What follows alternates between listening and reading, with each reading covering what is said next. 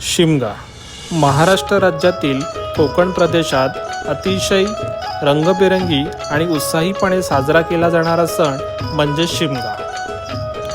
हा सण एन्जॉय करण्यासाठी आपण निघालो मुंबईवरून कोकणातील रायगड जिल्ह्यामध्ये।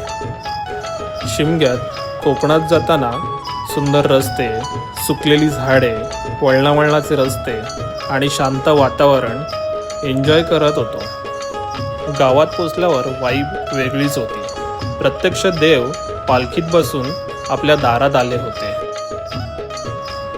देवीची ओटी भरणे आणि आशीर्वाद घेतल्यावर सुरू होतो खालूबजा आणि त्याच्या तालावर नाचणारे लेझिम डान्स।